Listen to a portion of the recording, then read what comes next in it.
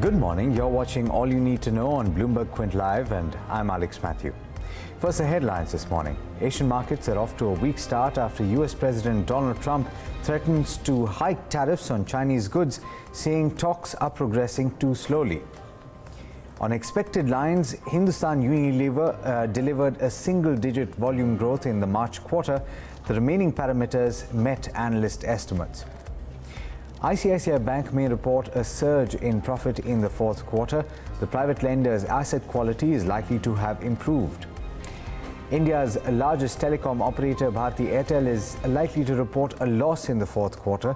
The company's average revenue per user may improve, while its non-mobile business is likely to be a drag. And close to 700 candidates across 51 constituencies and 7 states would battle it out as polling begins in the 5th phase of the Lok Sabha polls. Let's talk about the U.S. markets now. It was a strong end to the week for U.S. markets on Friday.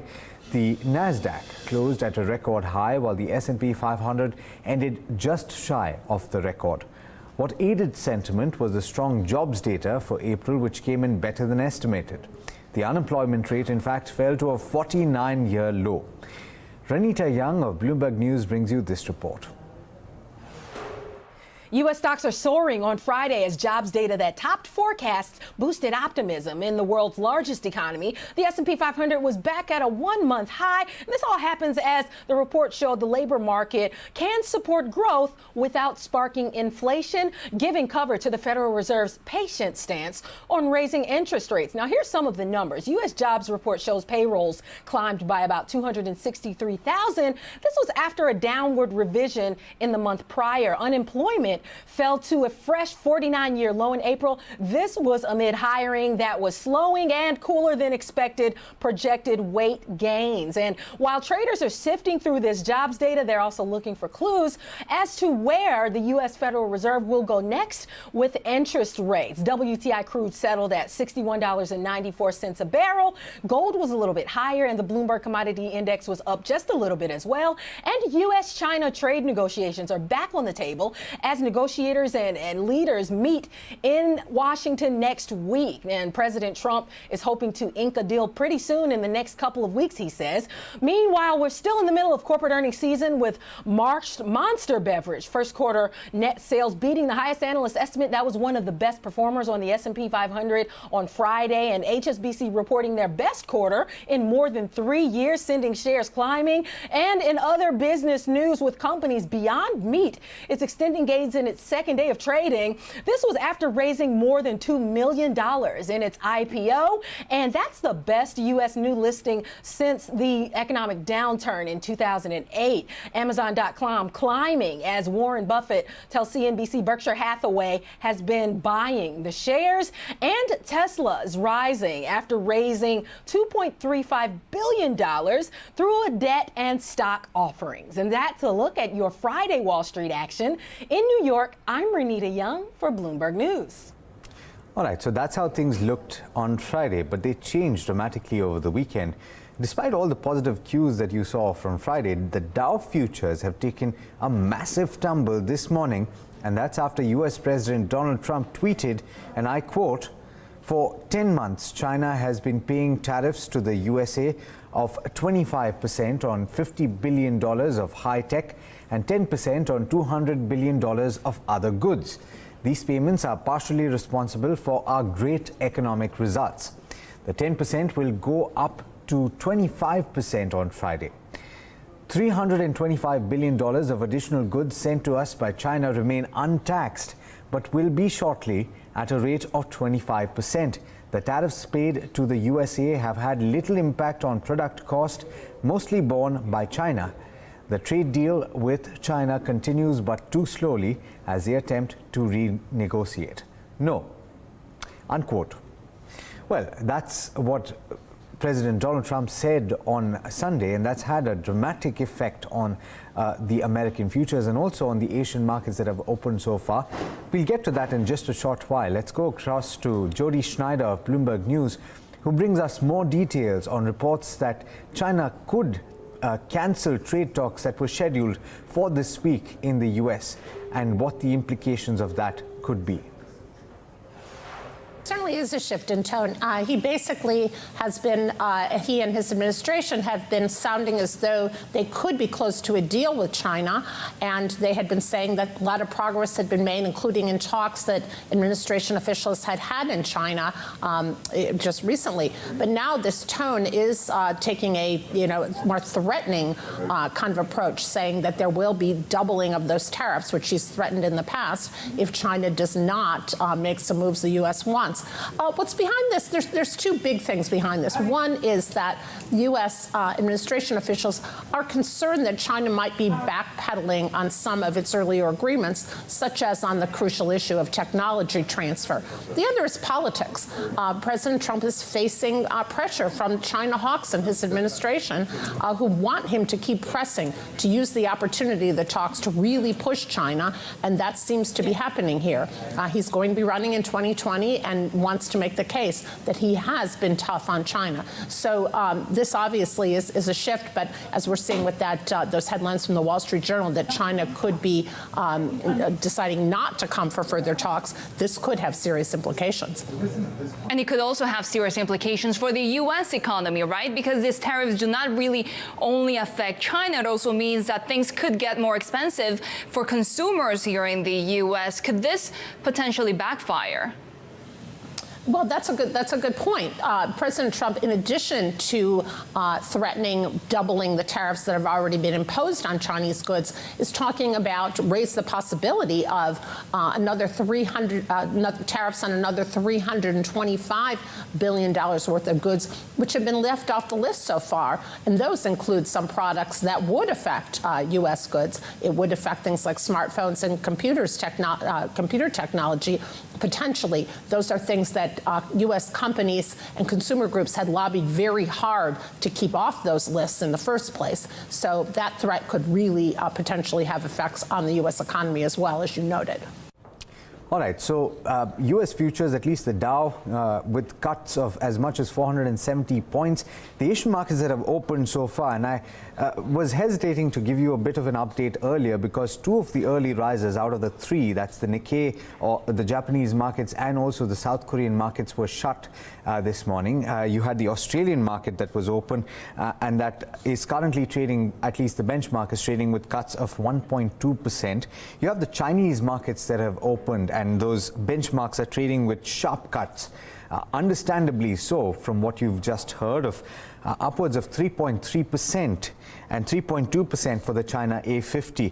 The Hang Seng is also trading with sharp cuts. As much as 2.4% is the cut that you're seeing in that index. Now, the currency market's also under pressure, but we'll have to do a little bit more of a comprehensive view in just a short while. For now, let's also take a check on Brent crude, because the reason I talk about this is that it's been cut further. Brent crude, in fact, trading around that $69 per barrel mark. Just towards the end of April, in fact, was when we were talking about the possibility of crude going all the way up to $100 per barrel. All that has changed because of commentary, of course, from the U.S. and also stockpiles in the U.S. rising significantly, indicating that there's no worry with regard to supply because of U.S. production.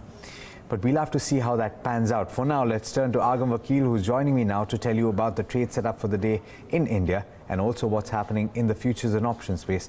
Agam, as of now, while I look at it, all the Chinese benchmarks, the Hang Seng indicating sharp cuts. Yeah.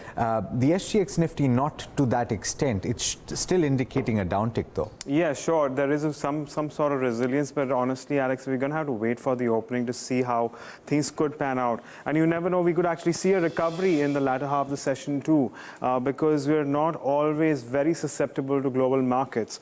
For now, of course, there's a 50-point cut, as Alex has already mentioned right now on the SGX Nifty futures. We're seeing flattish movements as far as Friday's trade goes when it comes to the way indices panned out. Mixed cues coming in from broader market indices. The banking indices also seeing some amount of weakness. So the PSU and the banking indices also gaining traction. But let's move on and talk about ADRs and see whether or not there is some movement there. Vedanta and Tata Motors standing out in terms of gainers, along with ICICI Bank, of course, which will be in focus considering we are seeing earnings today, and weakness in Infosys, Wipro and Dr. Reddy's. We will also have earnings from Bharti Airtel. Of course, that'll be another key watchable. Of course, FIs are selling stock worth 400 crores. On the other hand, DI is not doing too much last Friday. But moving on to contributors, TCS, Infosys did see weakness, which also, put the indices under pressure, along with HUL, for which we will have earnings reactions coming through.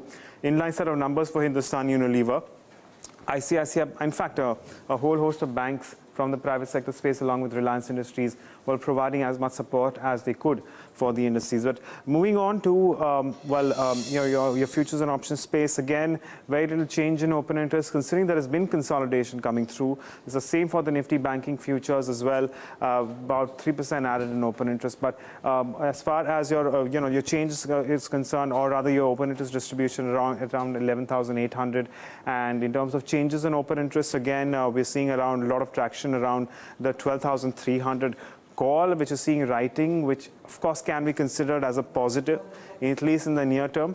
But we'll be watching out for that. Of course, the VIX can continue to rise up another 4.5% at around 24. And in terms of the Nifty put call ratio, that stood at around 1.49. And we have Jet Airways, which is new in the F&O ban, again on expected lines.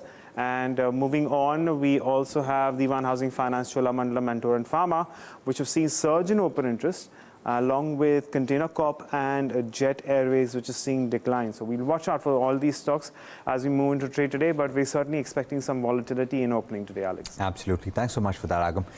Well, let's talk about what's making headlines across the globe. Sue Keenan of Bloomberg News brings you the first word headlines. Our reports from North Korea say Kim Jong-un personally oversaw a live fire rocket test that may have included the first ballistic missile launched since 2017. KCNA says he watched the launch of, quote, large caliber, long-range multiple rockets and tactical guided weapons into the sea off the East Coast. President Trump has brushed off the news, saying Kim does not want to break his promise on denuclearization. President Trump's former legal fixer, Michael Cohen, is set to begin a 3-year prison sentence later Monday after being convicted of campaign finance violations, tax evasion, bank fraud, and lying to Congress. New York prosecutors rebuffed requests from Cohen for a final meeting at which Cohen had offered to provide more information about alleged wrongdoing by the president and people close to him. The countdown to the Australian election is well underway with just 12 days to go. Healthcare and climate change head the opposition Labour Party's manifesto, with Bill Shorten vowing to take Australia forward with vision and purpose. And a new poll suggests former Prime Minister Tony Abbott could lose his seat at the election. A survey for the activist group Get Up shows him trailing independent Zali Steggall by 56% to 44%. Thailand's king has been formally crowned more than 2 years after he took the throne after the death of his father.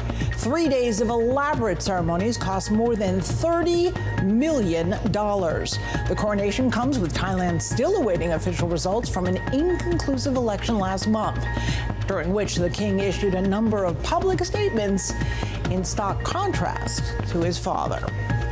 Global news 24 hours a day, on air and at TikTok, on Twitter, powered by more than 2,700 journalists and analysts in more than 120 countries. I'm Sue Keenan. This is Bloomberg. Well, India's largest FMCG company, HUL, Hindustan Unilever, announced earnings last Friday, and they were largely in line with street expectations, with revenues rising as much as 9.3%. We saw EBITDA margins come in at around 23.3%, an expansion of 80 basis points year on year. And we also saw profits rise as much as 13.8%. And all these numbers were largely in line with the Bloomberg consensus. Now, in terms of your most important factors, volumes growth stood at around 7%, which was again within the expected range of around 6 to 8%. This was largely higher than not only its peers, but also because of the fact that it was in expected lines. However, we also have to remember that this volumes growth was the lowest that we've seen in 6 quarters. But a lot of analysts were of the opinion that because of the fact that volume is still relatively stronger, considering the very high base that the HUL was working on, this is considered as a positive. Among other takeaways, when it comes to your operational levers, we have seen steady input costs, and which is why we are seeing some amount of expansion in your EBITDA margins. Let's not forget, in terms of segments, so we are seeing strength in your home care segment. On the other hand, there's been a little bit of moderation in your personal care segment, where you have majority of your EBIT coming from. And finally, and perhaps more importantly, in terms of commentary and outlook, the management did suggest that there was a moderation in general trade, as well as wholesale channels, which actually feeds into rural growth, and that indicates a little bit of slowdown in rural growth. Until the last quarter, the rural growth was much higher than urban growth, but this quarter it has come in par. So that's as far as your key insight in terms of HUL. But going in today, we will also have earnings from Bharti Airtel, and we have Sumit Sarkar, who is here to tell us about what we can expect. Sumit. Well, Bharti Airtel is expected to report a good set of numbers, and as the company will see some improvement in its India mobile business. However, on a consolidated basis, if you see compared to last quarter, the revenues are expected to be marginally higher at close to 20,600 crore rupees. EBITDA is expected to be up by nearly 1%, close to 6,300 crore rupees. Margins are expected to expand marginally to 30.5%, while the company is expected to report a net loss of close to 1,000 crore rupees in the fourth quarter of financial year 2019. Now, the key number for Bharti Airtel, that will be the average revenue per user for its India wireless mobile business. Now, that is expected to be higher by nearly 15% to close to 120 rupees. Now, the growth in average revenue per user will be because of the full quarter impact of the minimum recharge plans, higher 4G subscribers, further subscriber losses, and because of fewer days in the fourth quarter of financial year 2019. Overall, the India mobile overall the India business, if you see for the India mobile business, our growth is expected to come back primarily because of the more data users and because of the full quarter impact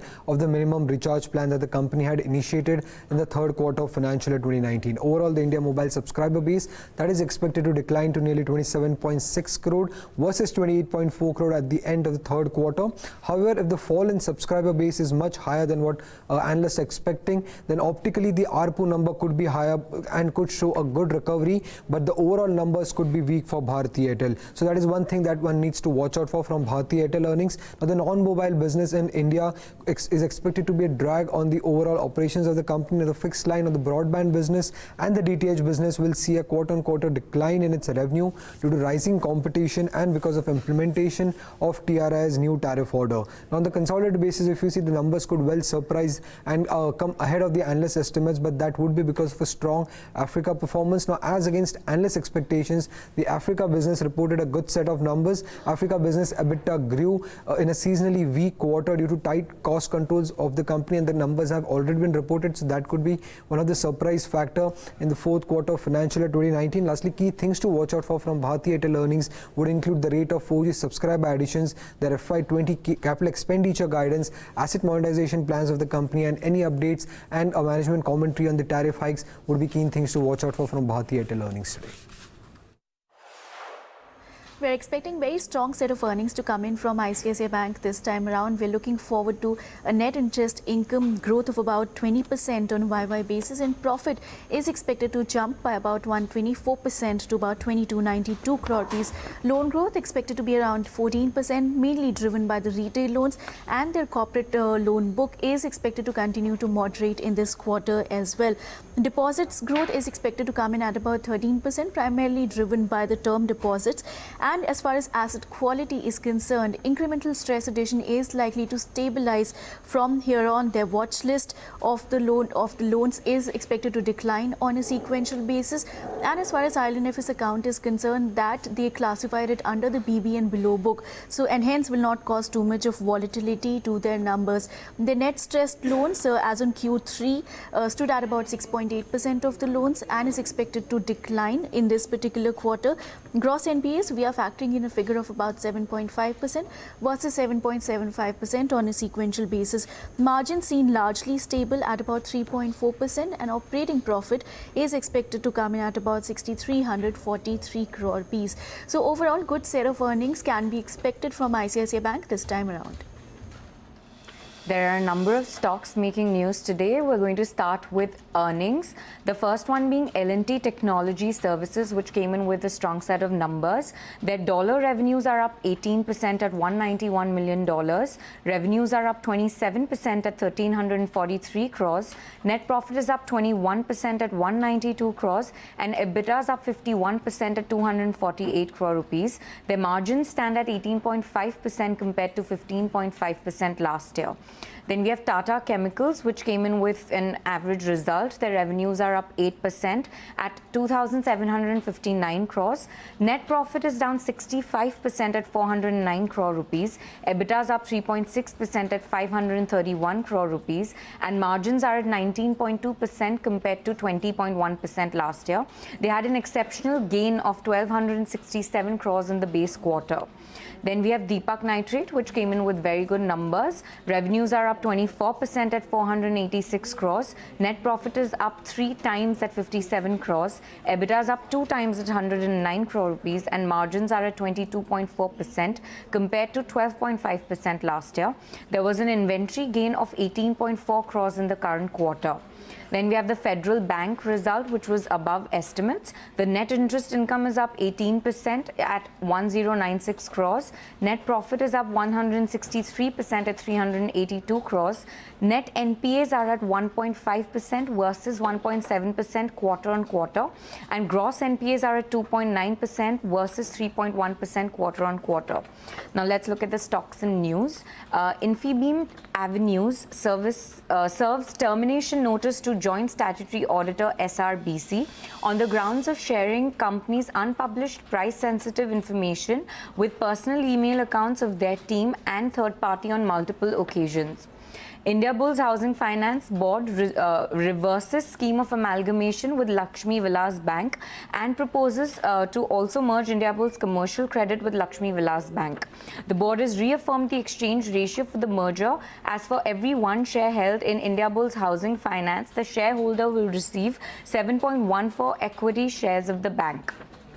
Cadila Healthcare receives 14 observations on its formulations manufacturing facility in Moraiya, Ahmedabad from U.S. FDA. The company says that there was no repeat observations or data integrity related observations. And lastly, Yes Bank. ICRA downgrades credit rating on various debt instruments of the company, given the deterioration in credit profile of some of the large borrowers. Also, the downgrade factors in further weakening of Yes Bank's core equity capital cushions because of the voluntary provisions and consequent losses in Q4 FY19. All right, thanks Mishika for that. Well, the fifth phase of 7 in the Lok Sabha elections kicks off today. Voters from 7 states, that is Uttar Pradesh, Bihar, Madhya Pradesh, West Bengal, Jammu and Kashmir, Jharkhand and Rajasthan will cast their ballots across 51 seats and will choose from 674 candidates. A key set of contenders among these candidates is the Gandhi mother-son duo, that is Sonia and Rahul Gandhi. Do watch out for all the updates over the course of the day. Let's move on for now. According to a new study published in the Lancet Medical Journal, it would be the end of new AIDS cases if everyone with HIV were fully treated. The 8-year study says that there may even be the possibility of zero transmissions of the virus. Take a look.